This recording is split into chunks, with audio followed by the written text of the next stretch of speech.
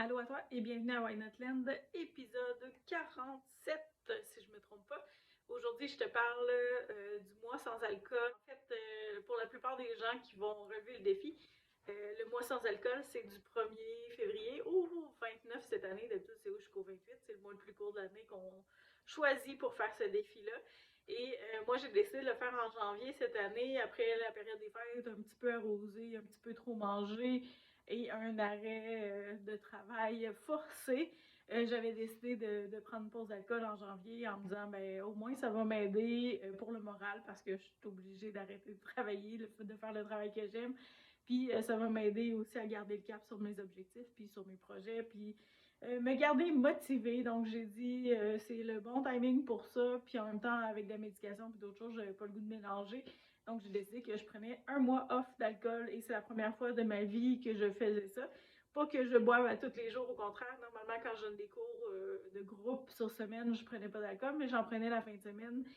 Fin de semaine étant variable, normalement vendredi, samedi, mais des fois, ça pouvait s'étirer jeudi, vendredi, samedi, dimanche. Ça veut dire que des fois, quand on avait la visite des circonstances particulières, ça pouvait aller jusqu'à 4 jours semaine sur 7, mais la plupart du temps, c'était 2 jours sur 7 et consommation raisonnable la plupart du temps, sauf si on est avec les cousines, ça dégénère, mais ça, on a tous des amis des fois qui ont une mauvaise influence comme ça. Je vous en souhaite pas trop, ça aide. Mais je vous parle du défi, puis des trucs que j'ai utilisés pour m'aider avec ça. Fait que le principal truc que j'ai essayé d'intégrer, c'est de boire plus d'eau. De prévoir de l'eau pétillante, de prévoir des alternatives. Je sais que ma soeur, des fois, elle prenait de la bière sans alcool. Moi, je ne tripe pas tant bière au point d'en prendre de la sans alcool. Fait que je me trouvais des alternatives de mocktails et tout ça. Fait que si tu t'embarques dans un mois sans alcool, je te dirais, apporte-toi des munitions. Apporte-toi quelques alternatives. Quand la soif te prend, ben, tu as l'impression que tu prends un cocktail, mais tu ne prends pas d'alcool. Donc, ça vient combler la petite manie d'avoir un verre à la main puis de consommer socialement sans qu'il y ait de l'alcool dedans. Puis maintenant, il y a tellement de choix que tu as l'embarras de choix pour les bières sans alcool, les mocktails, les cocktails sans alcool, etc. Donc, tu as des bonnes alternatives, ce qui n'était pas le cas avant, même pour les femmes enceintes. Je pense qu'il y a quelques années, tu avais deux choix de sortes de bières. Maintenant, tu en as une panoplie. Les microbrasseries en font à peu près toutes des bières sans alcool. Donc, tu as plus d'alternatives de ce côté-là. Donc, ça devient intéressant pour une même consommation. Tu enlèves les grammes d'alcool, tu enlèves les calories de l'alcool, ben, tu viens diminuer un petit peu, à condition que ça n'a pas été remplacé par du sucre. Ça, il faut vraiment vérifier si tu veux, au niveau des ingrédients, parce que des fois, quand on enlève quelque chose, on rajoute quelque chose dans l'alimentation. Souvent, les aliments qui sont faibles en gras, on va ajouter du sucre dedans. Fait qu'en bout de ligne, sur les calories, c'est pas gagnant, mais on coupe le gras. Fait que, au niveau de l'alcool, ça serait à vérifier là, selon, au cas par cas. Mais ça peut être des bonnes alternatives.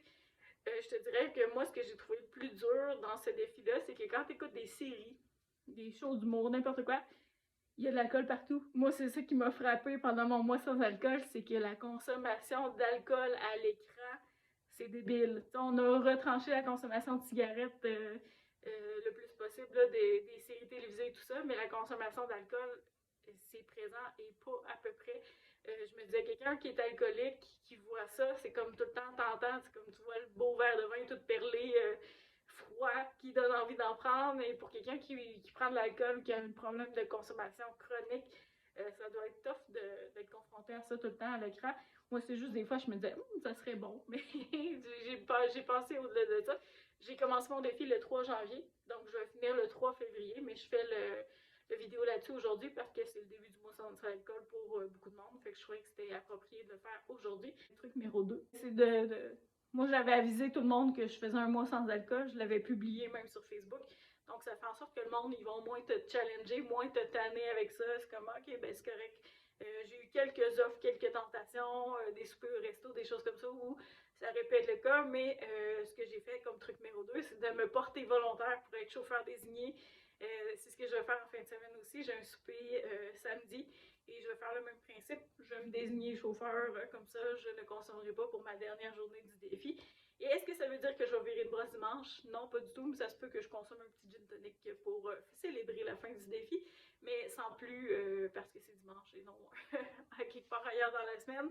Et pour le mois de février, ben oui, je vais en reprendre, mais à l'occasion, j'ai pas l'intention d'en reprendre de façon abusive ni rien, quand il y aura des occasions spéciales, des occasions fêtées, mais ça m'a fait prendre conscience à quel point on est exposé à la consommation d'alcool quand on regarde la télé. Et mon truc numéro 3, c'est ne regarde pas le show des Grandes Crues sur Crave pendant que tu fais ton défi. C'est vraiment la pire affaire à regarder pendant que tu essaies de ne pas consommer d'alcool. Moi, je te dirais que la première fin de semaine, ça a bien été. Deuxième fin de semaine, ça a bien été. Troisième fin de semaine, j'étais comme, j'aurais le goût d'un petit verre de vino ou quelque chose, ça aurait été bon. Ça a été la troisième fin de semaine la plus challengeante. Puis là, j'arrive à ma quatrième fin de semaine, puis c'est correct. Je sais que j'arrive à la fin du défi, puis je suis contente, je suis fière de moi de l'avoir fait. Puis ça démontre que ça peut être une béquille, ça peut être quelque chose qu'on consomme de façon sociale. Fait que ça nous permet de voir un petit peu c'est quoi notre relation à l'alcool. Moi, je sais qu'au mois de novembre-décembre, j'en ai pris un petit peu plus, mais je suis pas sûre que ça m'aidait moralement, étant donné ma condition, mes douleurs et tout ça. Mais il faut croire que pour mon système nerveux, j'avais besoin d'un petit down pour me rasseoir, pour calmer mon hyperactivité. Donc, c'est pas nécessairement bon de le faire comme ça. Mais je te dis que moi, le timing a été de cette façon-là. Et l'hiver, je trouve ça plus facile de ne pas consommer d'alcool que l'été. L'été, c'est les terrasses, la sangria. L'été, je trouve ça plus dur.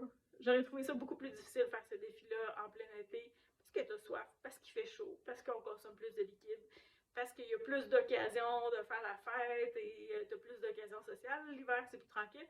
Donc, je ne poursuis pas en février, mais janvier prochain, je le refais. Je pense qu'à tous les mois de janvier, je vais refaire un petit défi comme ça pour faire un reset du système digestif et tout ça. Et j'ai pas pris de photos nécessairement avant, après. Je sais qu'il y en a beaucoup qui font une photo avant leur mois sans alcool, puis une photo après, puis on compare, puis souvent les traits du visage, on est surpris du résultat.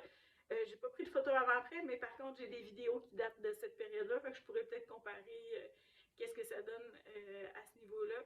Mais au niveau de l'énergie, au niveau de la motivation à faire mes projets, au niveau de la créativité, j'ai vu un impact au niveau mental, si tu veux, un petit peu plus qu'au niveau physique. Au niveau physique, j'ai repris le poids, les mensurations après un mois, puis il n'y a pas une grosse variation, rien de significatif. En fait, ça pourrait être une marge d'erreur là, de mesure, fait que ça vaut pas la peine d'en parler. Il n'y a pas eu de différence à ce niveau-là. Mais je me sens bien, je me sens mieux. Et mieux qu'après les fêtes. Après les fêtes, on est magané un petit peu. Et si jamais tu veux pas le faire au mois de février parce que c'est la Saint-Valentin, n'importe quoi, tu peux le faire n'importe quel mois de l'année quand ça te tente. Et le mois de janvier, je trouve que c'est un super beau timing et c'est ce que je vais refaire après une période des fêtes où on est viré à l'envers, où on a consommé plus d'alcool, où on a mangé plus, etc. Je trouve que ça fait du bien au système de couper un petit peu de ce côté-là.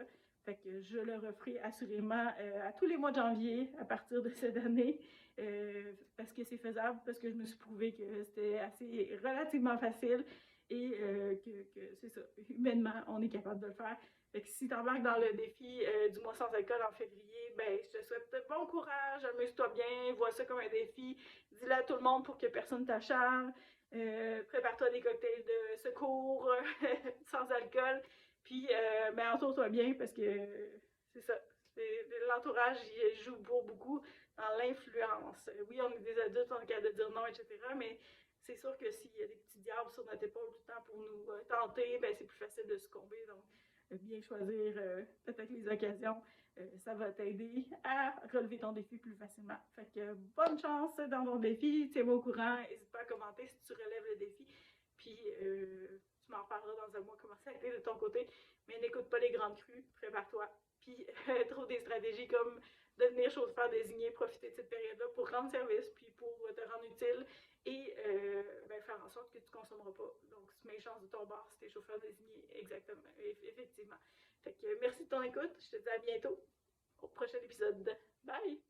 Si tu désires consulter les épisodes précédents, tu peux te rendre sur la chaîne YouTube Why Not, la playlist Bienvenue à Why Not Land. Il y a 46 autres épisodes précédents, celui-ci, sur la santé, sur plein de trucs concrets qui durent à peu près 5 minutes par épisode, à l'exception de celui-ci.